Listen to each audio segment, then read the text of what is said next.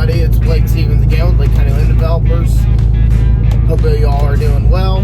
This morning we're headed to Grand Island out here in Lake County to do some forestry mulching. We have about a half acre that we're doing. Already got the machine on the trailer and chained down, and we got to stop to grab some fuel real quick in my truck, and then we'll be at the job.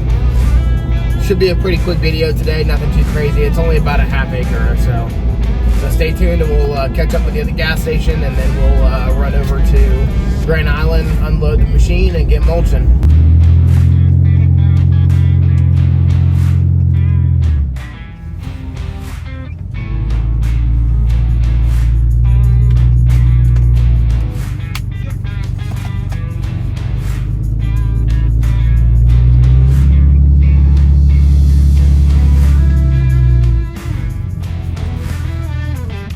Gas station is an absolute pain in the ass to get into, not gonna lie.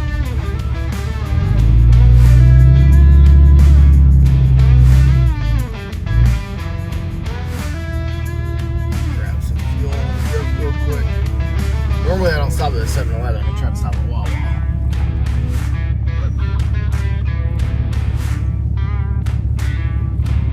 Alright, grab some fuel. No idea where my wallet is. Oh, there it is on the ground, done rolled over. Alright. Get some Filio.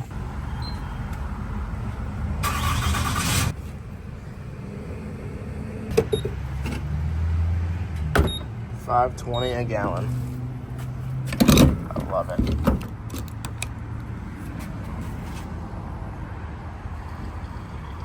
Normally I'd run inside and grab coffee while the truck's filling up, but I'm literally blocking the whole freaking gas station. So I'm going to fill up and then move the truck, and I'm going inside. There's no way anybody's getting around me back there. This thing will not shut up. My first road cut was a Mercedes A45. Volvo 740. All right, got fuel. 1990. I bought it for $750. Always get your receipts. Gotta get that tax write-off. And it's out of paper, as usual. I guess we'll go inside. Unbelievable. It's always out of paper. I'm going to flip the truck around real quick and then go inside and get some coffee, because it's 8:30, I think, somewhere around there. 8:15, close enough. And I haven't had any caffeine yet, and I'm probably going to murder somebody if I don't have any caffeine. So I'm going to go inside real fast and get some, but I'm going to move the truck so I'm not blocking the diesel pump for all the other guys that got to come in here. If you drive a gas vehicle, do not block the diesel pump. That's like our biggest pet peeve. You always freaking see, you pull up to the gas station, there's one diesel pump at the whole gas station, and you got a freaking Tesla sitting in it. It's like, seriously? You don't even need fuel. Like, what are you doing? Alright, we'll run inside. Damn Tesla drivers will get you every time. Please don't block the diesel pump.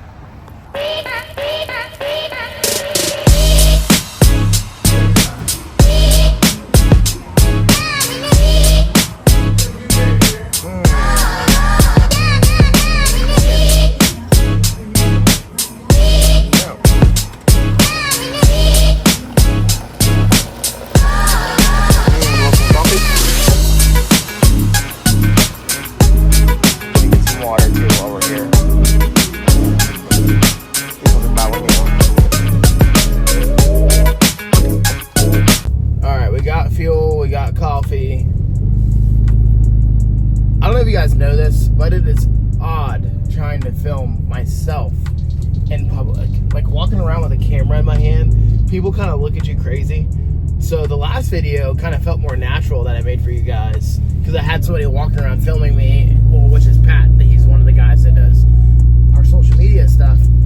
And it's easier when he's behind the camera, kind of like talking to us, interacting with us, because it feels like you're having a conversation with him.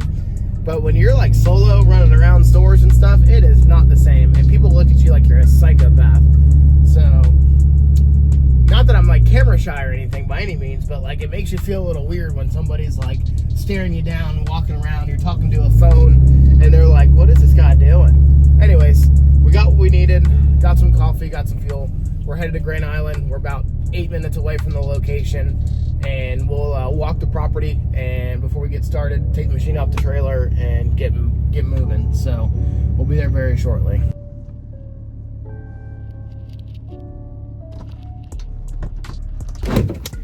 We made it. I gotta throw some boots on real fast and set up the tripod. So give me like a minute or two. All right, so we're gonna talk a little bit while we unchain the skid steer. I got my boots on. So I pulled the wetland survey on the property because you always had to do your due diligence, because a couple days ago when I walked back there, there was some water and stuff and whatnot, and it looked pretty wet. You know, you start seeing cypress trees, and obviously when it comes to wetlands, you don't want to touch any of that stuff, because obviously that's huge fines, you know, sometimes jail time, depending on, you know, like it's pretty, wetlands are a really big deal. So we don't touch wetlands. So I pulled a survey and I let the client know, like, hey, there's wetlands back here. Whatever isn't marked wetlands, I can clear, you know? So it's about 30 feet. So initially this job was gonna be about a half-acre clearing when they initially looked at getting it done. So obviously now it's not going to be. So, which is, you know, I let them know. I was like, hey guys, like, here's what I'm kind of dealing with right now. And I explained to them, like, I won't take the machine off the trailer until you guys give me the green light, because obviously I'm not going to be able to provide, you know, the same amount of clearing that you guys had initially thought for that price, because I have a certain minimum, you know, day rate. And obviously from 0 to 1 acre, that day rate stays the same, you know, whether it's 0.2 acres, 0.5, 0.7, that day rate is still going to be the same. Now, once you get above that 1 acre mark is when prices start to increase and whatnot. So I explained to them, like, hey, this is my minimum day rate. I just want to let you guys know before I pull my machine off the trailer, is it still okay for that same price? You know, obviously it's going to be the same price regardless, but I want to know letting you know that you're not going to get the same amount of clearing done as you had initially thought about or whatever. And they said, yeah, no, that's okay, whatever. And I provided them the wetland survey so they could see that there's not nearly as much property here as I thought that's buildable. Now you can get, you know, all kinds of, you know, permits and stuff to get rid of wetlands, which is no big deal. It's just very expensive. So, but some people don't want to pay that, you know, like thousands and thousands of dollars. Anyways, you guys saw me unchain the trailer. We're gonna lift these ramps down.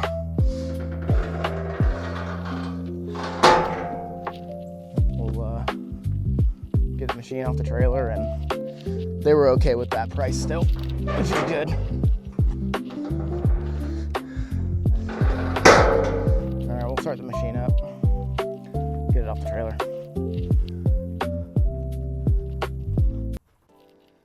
So another funny thing is one of the neighbors came out and was like, did you know that there's rattlesnakes out here and all that good jazz? And I'm like, ooh, no, but I'll be sure to wear my boots, that's for sure, so we don't get tore up. But to be mindful, you know, be real careful and whatnot. So right now we're typing in the code from the machine, starting her up now. Hopefully the background noise isn't too bad. So we gotta unlock it. We never run the AC with the cab open, so the AC is off.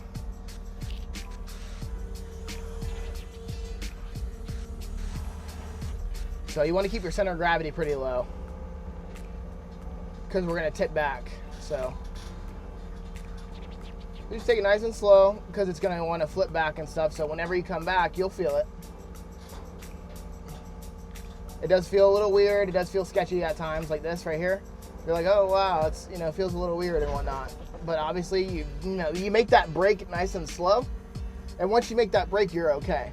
So usually, I try to clear the mulcher or whatever attachment that I have, and then I try to lower it just that way. If it's above your head, you'll tip back. So I kind of look and see, okay, I got good clearance, because you want it to clear the bottom of the trailer too, because you don't want the bottom of the mulcher to hit whenever you're coming back and whatnot. So sometimes you got to lift up a little bit so you clear, and take it easy because you don't want to hit it. And then once you're on the ramps, you're good. You can come up all the way because you're kind of on the ground. And then we're gonna stay off the neighbor's property here. So I'm watching my backup camera, and I'm gonna go ahead and turn right here on the asphalt. Just that way I don't hit their grass. So, alrighty. Machine's off the trailer. Set her down real quick. Come get you guys. Hop out and show you guys around here. So I was talking to one of the neighbors here next door of the client on this property, and she said that they initially tried to buy this property, but there was so many like regulations with the county and stuff, and you can only build like a 900 square foot house because the buildable property with the wetlands and stuff, there's got to be certain setbacks and whatnot. So with that being said, they ended up passing on it. So I went and notified the client that I'm doing this for. I said, hey, I want to let you guys know, do your due diligence. This is what I heard from the neighbor. Before you guys build a house, that way they don't waste their money on the property and they can sell it again if, you know, they run into any trouble. So anyways, we're gonna flip these ramps back up just because I don't want anybody hitting them while we're doing the job. Kind of stay out of the way the best as possible.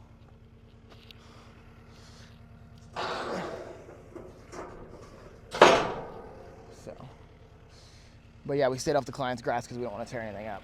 Or the neighbor's grass, I apologize. So we'll walk through here and I'll show you guys what we're dealing with. So here's the property back here. So it's pretty thick stuff. I mean, campers and stuff, but here's the entire property. And there's a machine and truck and trailer. So we can get about 30 feet in, which is gonna be somewhere around this like wall here and cut. But I'm gonna clear what I can for them. I told them I'm not touching it if it's wetlands, because obviously can't be touching that stuff. So, but just basically clearing it back. But we're gonna clear what we can for them, do our best to get back there, you know, that 30 feet. And I'm gonna follow that wetland survey. So we'll get done what we can on that survey that I looked at. And it's this whole side here. So there's some campers right there, you know, the invasives and stuff, the non-natives. So basically like where that kind of like pocket is, that's about as far in as we can go. So, all right, well, we'll get to it. Headed back to the machine now. I'm gonna hop in there and see how much we can get done. I called the client, and just like I said, I explained to them what was going on, what I see, what issues we may run into, and they're good with it. So we're gonna start mulching a little bit. I don't have anybody here to film for me on the mulching portion, so I'll probably throw you guys in the cab with me, and we'll just do that. All right, we'll close the cab up here. Get this AC going, first and foremost. It's so hot out. Cool it down in here a little bit. So we're in the machine, we got the AC running. We're gonna do what we can. It's not gonna be much. And the client's aware of that, you know, they know. And I don't like doing stuff. I wanna make sure they get the best bang for their buck, you know what I mean? So there's only certain things I'm willing to do, and screwing somebody over is not one of them. So try to be as honest as I can and do the right thing. So we'll get mulching and show you guys a little bit of what it looks like. So first things first, you gotta run up the RPM on the machine. You gotta unlock our hydraulics here to get it in high flow. So it's in high flow now. And then the trigger, you know, we get the machine running.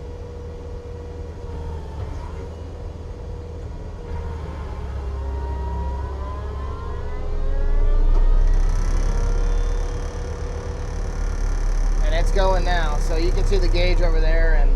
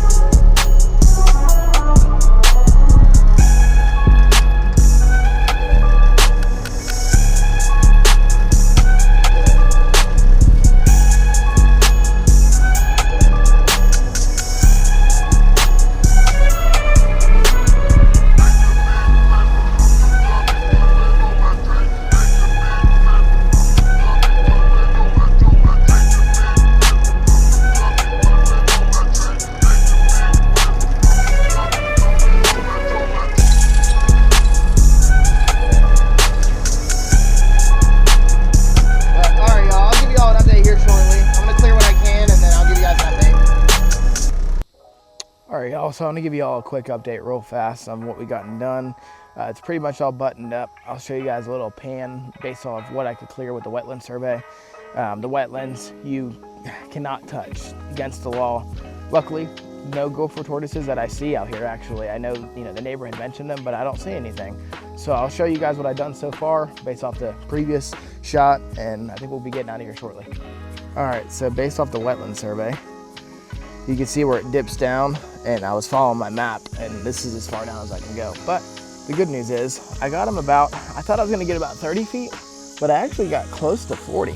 So all the way down from, up here was, all brush, and I cut all the way back. So I think they'll be pretty happy. I think they'll get more out of it than they had anticipated, which is good. So, looks great. Not too bad at all, actually. I think they're gonna be super happy with everything. I'm actually gonna see if they want me to bush hog the rest of the property too, so. All right, so I did talk to the client. We're gonna go ahead and mow this grass for them with the mulcher while we have it here, just to get them, their bang for their buck and make it worth the money for us coming out here and clearing that area for them. I wanna make sure that they get the, most out of it. So we're gonna go ahead and clean up the rest of the property. I'll set up the thing and do a time lapse with the tripod just so you guys can kind of see some stuff. So stay tuned.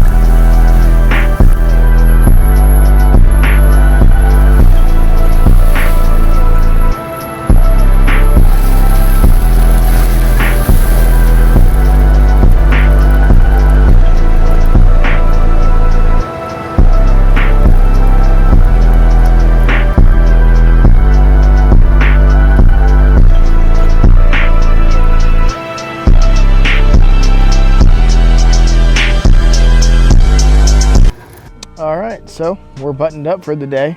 Gonna get the machine on the trailer. I'm gonna show you guys around and show you all what the finished product looks like. It's about 11 o'clock-ish. I haven't even looked at my watch, but pretty quick day. We'll take them when we can get them. So let me show you guys all done and show you everything. So here's the machine.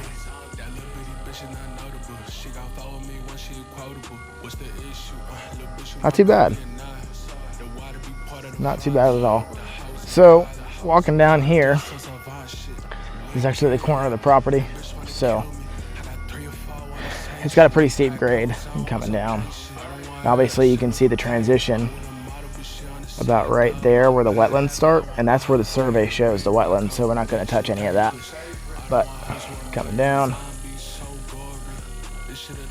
So here's about where the brush started, and then all the way down and back. So much better for sure. I think they'll be super happy with it.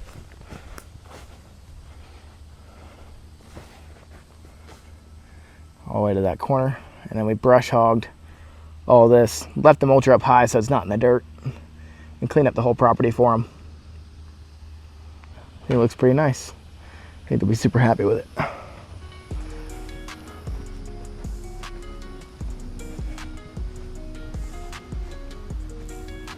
Looks good.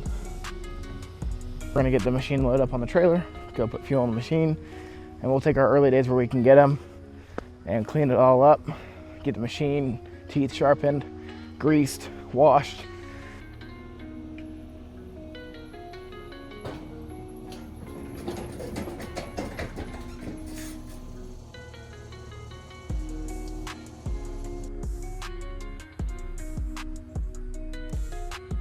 Y'all, so we got the machine all loaded up, chains and binders are all done. So we're gonna go, like I said earlier, to end the video, pretty much right here. I'm gonna go get the machine cleaned up and get the T sharpened and basically take the rest of the day to maintenance it. It's about 11 o'clock right now. It's a little later than I thought it was. So, but take the early days where we can get them. We do have a leaky coupling right here on the machine. So it's kind of just, you know, leaking pretty bad. So we'll take a look at that and see what's going on with it. So thank you guys again for watching. Please like and subscribe. It really helps us out, helps us grow the channel, helps us, you know, put out more videos and get you better content. The last video we put out was actually professionally filmed, so the quality of it's a little better. So thank you guys again. Just please like and subscribe. It helps us out a lot. And stay tuned for the next one. Thank you again. Let me show you how to move, let me show you how to get that bag, you ain't never coming last. Fuck your man, you know this gon' make him mad. Break that back, then we make a film on cam. Shake that ass, baby, show them that you bad. Freaked out, show them that you freaked out. Freaked out, I can tell you freaked out. Freaked out, show them that you freaked out. Freaked out, I can tell you freaked out. From the front, shawty man, get cash. She's so fucking bad.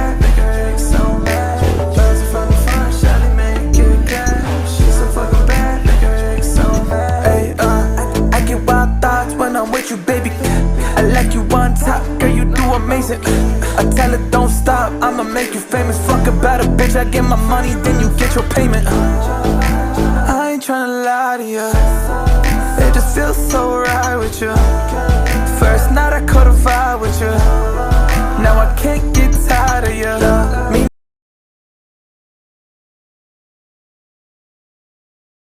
let me show you how to move, let me show you how to get that bag, you ain't never coming last. Fuck your man, you know this gon' make him mad. Break that back, then we make a film on cam.